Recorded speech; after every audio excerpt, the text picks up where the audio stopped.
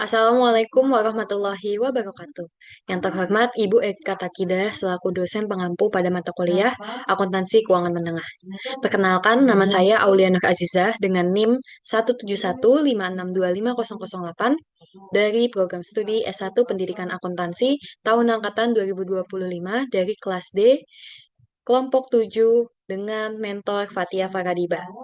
Dari hasil diskusi kami, saya mendapatkan tugas untuk menjelaskan chapter 9 dan chapter 10 sesuai dengan pembahasan saya dari materi yang telah diajarkan.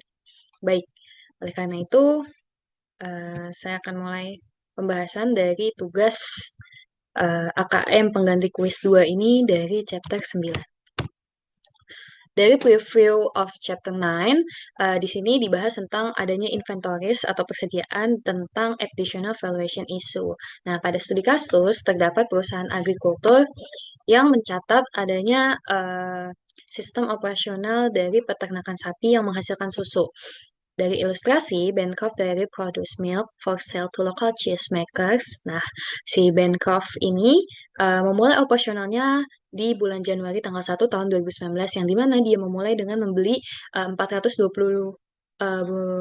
ekor ya sapi seharga 460.000 yang dimana hal tersebut kita tulis dalam laporan sebanyak 460.000 euro dengan adanya perubahan dari sapi yang bertambah besar dan harga pasar naik. Jadi kita menghitung adanya perubahan terkait dari sapi yang tak lambat laun ya, dia akan membesar dan sehingga harga jual pada sapi tersebut naik sebesar 35.000 euro tercatat. Selanjutnya, ketika susu diperah, nilai sapi sedikit berkurang karena ini perusahaan yang bergerak di sektor peternakan ya yang menghasilkan susu, maka jika susu sapi diperah, maka nilai sapi sedikit berkurang dan tercatat sebanyak 1.200 euro. Oleh karena itu terdapat perubahan sebanyak 33.800. Hal tersebut menjadi pengurang dari maaf, hal tersebut menjadi bertambahnya ya nilai dari sapi yang dimana 460.000 euro ditambah dengan 33.800 maka kenaikan nilai bersih dari sapi Bancroft Dairy itu sebesar 493.800 euro. Oleh karena itu, kita bisa mencari bahwa nilai susu yang dipanen dari perubahan sapi yang bertambah besar dan juga susu yang sudah diperah, terdapatlah nilai susu yang dipanen sebesar 36.000 yang dicatat sebagai milk harvest during January. Oke, next. Nah, dalam pencatatannya seperti ini, sama seperti slide sebelumnya, karena nilai sapi naik, maka dicatat sebagai keuntungan yang belum direalisasi. Nah, oleh karena itu, kita lihat jurnalnya.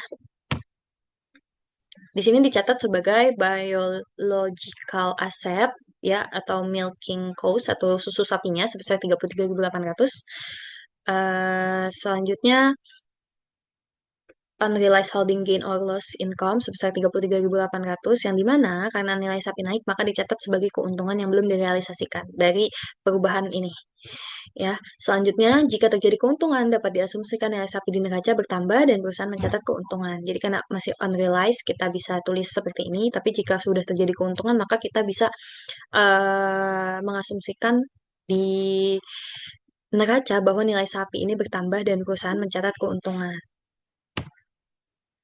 Nah, dalam jurnal ini juga, kenapa disebutnya biological asset? Karena sapi ini menjadikan aset jangka panjang sehingga uh, hal tersebut tidak dimasukkan ke dalam current asset. Jadi si susunya ini sudah dianggap sebagai persediaan. Nah, reported as other income and expense on income statement karena berasal dari perubahan nilai wajar bukan dari penjualan. Nah, seperti yang saya sebutkan sebelumnya, dari ilustrasi sebelumnya, Bancroft makes the following summary and entry to record the milk harvest for the month of January. Nah, ketika susu diperah, maka susu berubah menjadi persediaan. Kita diasumsikan pada Januari dia menjual ke pedagang lokal, pedagang keju lokal ya, untuk dibuat dari susu menjadi keju. Maka dari kita sebut saja dari harga pokoknya ya sebagai inventory si susunya ini dari pabrik si Bancroft sebesar 36.000 ya. Nah, maka di sini si Bancroft pun menjual seharga 38.500. Dicatat sebagai cash di debit, sales revenue-nya di kredit. Selanjutnya adalah COGS atau HPP-nya di debit sebesar 36 ya, seperti ini, mengikuti hal ini. Dan inventory-nya sebesar 36. Maka kita lihat ketika susu dijual, misalnya susu dijual ke pembuat keju dengan harga 38.500, maka kita kalau dihitung akan ada laba nih yang bisa diakui sebagai keuntungan sebesar 2.500. Saya tulis bahasa Indonesianya karena agar lebih mudah dimengerti bagi diri saya sendiri dan juga saat menjelaskan seperti ini. Oke. Nah, kita next ke chapter 10, yang dimana pada preview of chapter 10 ini berdasarkan dengan akuisisi dan disposal dari property, plant, and equipment. Jadi, tentang bagaimana kita mendapatkan, ataupun bagaimana kita menjual, ataupun melepas dari property, plant, and equipment. Dari ilustrasi, terdapat kita lihat dulu tingkat bunganya, yang dimana perhitungan pada tingkat kapitalisasi bunga untuk membiayai suatu pembangunan aset. Jadi, pada ilustrasi ini, untuk menghitung bagaimana tingkat kapitalisasi bunga untuk membiayai suatu pembangunan aset. Di sini tercatat bahwa 12% dari 2 tahun obligasi ya. Selanjutnya, di sini pokok dasarnya sebesar 600.000 dengan interestnya ya 12% kali 600.000 972.000. Selanjutnya eh, obligasi 10 tahun dengan bunga 9%, maka kita dapatkan pokok dari nilainya 2 juta, terdapat 180.000 bunganya, dan sama juga ini obligasi 20 tahun dengan bunga 7,5%, dari pokoknya 5 juta, maka dapatlah interestnya 375.000. Oleh karena itu, jika dijumlahkan dari seluruh nominal dari tiga ilustrasi ini, kita dapatkan sebesar 7.600.000 dolar dengan total bunganya adalah 627.000 dolar. Nah, pada tingkat kapitalisasinya kita rumuskan atau tercatat ya dengan rumus total interest per total principal atau total bunganya dibagi dengan eh, jumlah pokoknya. Jadi kita bagi 627.000 dolar dibagi 7.600.000 dolar. Maka ketemulah kapitalisasi rate-nya pada tingkat obligasi ini sebesar 8,25%. Oke, untuk ilustrasi berikutnya dari comprehensive example, on November 1, 2018, ya, Solar Company contracted private construction. Nah, dia ini mau bangun gedung seharga 1.400.000 dolar dan di mana tanahnya ini harganya 100.000 dolar. Maka dia ini ke construction punya maksudnya mengeluarkan pembiayaan kepada kontraktor ya sebesar 1,5 juta. Jadi mana Shala ini nggak bayar sekaligus, tapi dia bayar 4 kali pembayaran. Ibaratnya kayak dibayarnya berjangka ya, gimana sih? Jadi nggak bayar sekaligus. Nah, Shala mulai dari Januari tanggal 1 dia bayar seharga 210.000, di bulan Maret dia bayar 300.000, di bulan Mei dia bayar 540.000, nah di Desember dia bayar di akhir yaitu tanggal 31 sebesar 450.000. Jika dijumlahkan dari ketiga ini, maka kita dapat 1.500.000 ya sesuai dari pembiayaan yang dikeluarkan untuk membangun gedung tersebut. Nah, selanjutnya dari data kita dapatkan juga bahwa Shala ini eh, mengajukan pinjaman lagi ke kontraktor ya untuk membiayai pembelian tanah dan juga konstruksi dari bangunan sebesar 750.000. Nah, dia juga menggunakan pinjaman lainnya ya. Dia mengeluarkan note payable sebesar 550.000 dengan jangka waktu 5 tahun dengan bunga 10%. Selanjutnya dengan mengeluarkan obligasi selama 10 tahun dengan rate bunganya itu 12% dengan pinjaman pokoknya sebesar 600.000. Nah, kita lihat kata-kata tertimbangnya, teman-teman. Nah, kata-kata tertimbangnya ini dicatat terlebih dahulu dari pembiayaan-pembiayaan yang Shala bayar ya di bulan Januari, Maret, Mei, dan Desember. Kita lihat di sini. Nah, Januari karena kita hitung dari tanggal 1 Januari sampai Desember 2019 itu tercatat 12 bulan. sebesar 210.000 ya. Kita kalikan 12 dibagi 12. Nah, rata-rata tertimbang dari pengeluaran yang terakumulasi untuk pembangunan gedung selama tahun 2019 kita hitung sebagai berikut. Selanjutnya, di bulan Maret, kita hitung dari Maret, berarti ada 10 ya, 10 per 12 sampai bulan Desember, kita dapat 250.000. Selanjutnya adalah dari Mei, ya, kita hitung adalah 8 per 12, sebanyak 360.000 untuk kata-kata tertimbangnya. Dan yang terakhir Desember, karena dia tanggal 31, dan kita menghitung di tanggal 31 Desember 2019, maka tidak ada kata-kata tertimbangnya dari data Desember. Maka jika kita totalkan kata-kata tertimbang untuk pengeluaran yang diakumulasi untuk pembangunan gedung selama tahun 2019 sebesar $820.000. Kita next.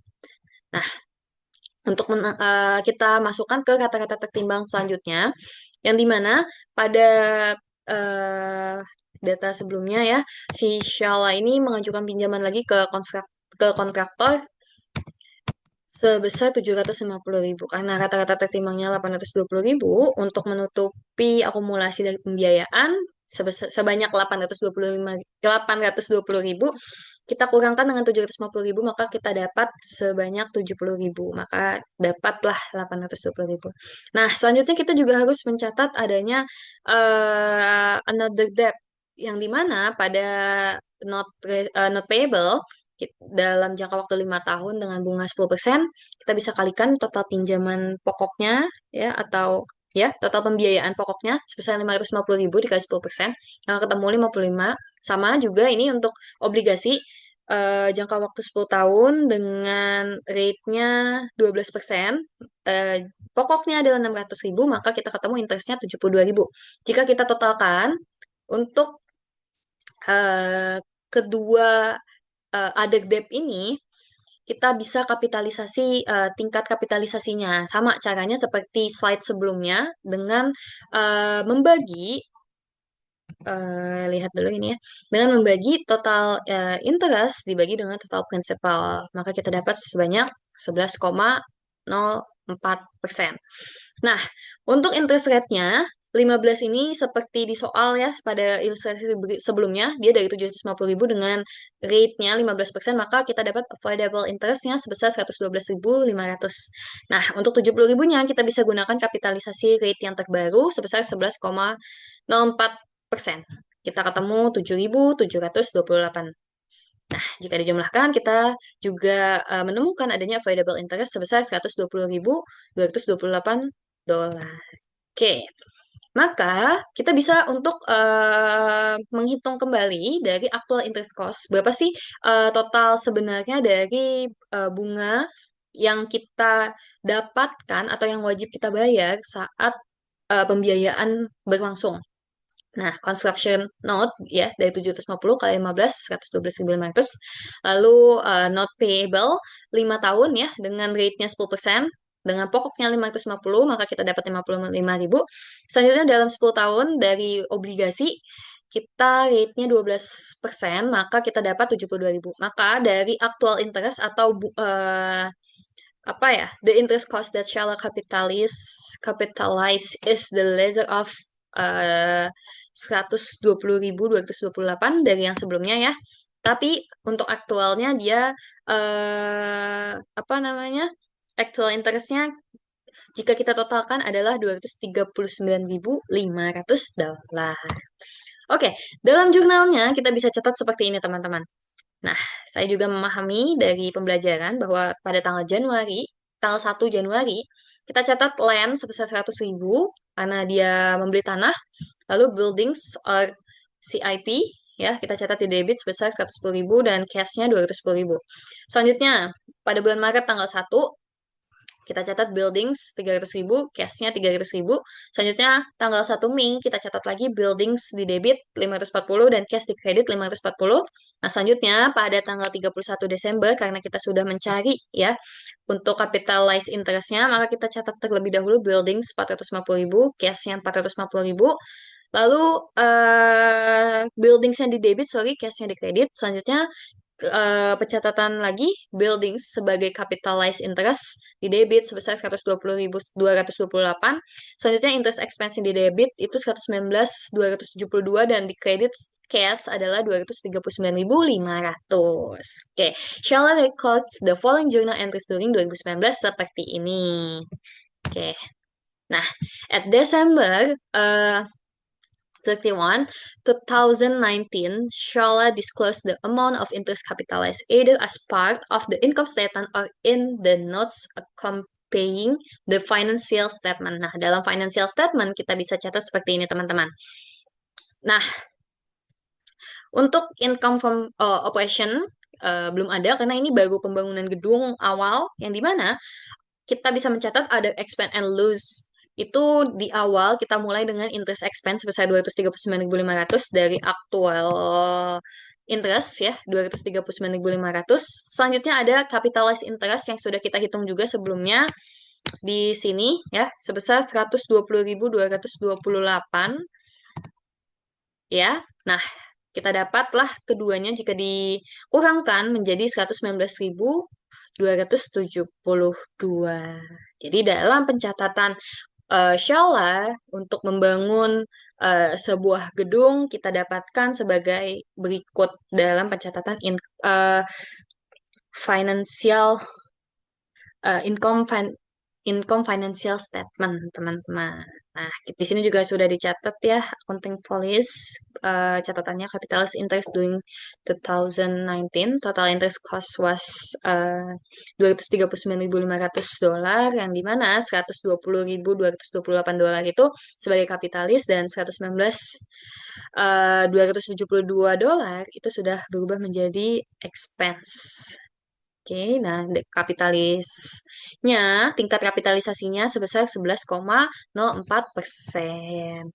Jadi, untuk penjelasan saya terkait materi yang telah dijelaskan, baik dari Ibu Erika dan juga mentor saya, di chapter 9 dan 10, alhamdulillahnya setelah dijelaskan ulang, saya lumayan lebih terbuka dan lebih sedikit ada kemajuan untuk memahami lebih lanjut. Oleh karena itu, dari penjelasan chapter 9 dan 10 hari ini, semoga dapat juga dipahami dari apa yang telah saya jelaskan kembali. Baik, saya mohon maaf jika ada salah kata dan perbuatan yang disengaja maupun tidak sengaja selama penjelasan. Sekian dari saya, terima kasih. Wassalamualaikum warahmatullahi wabarakatuh.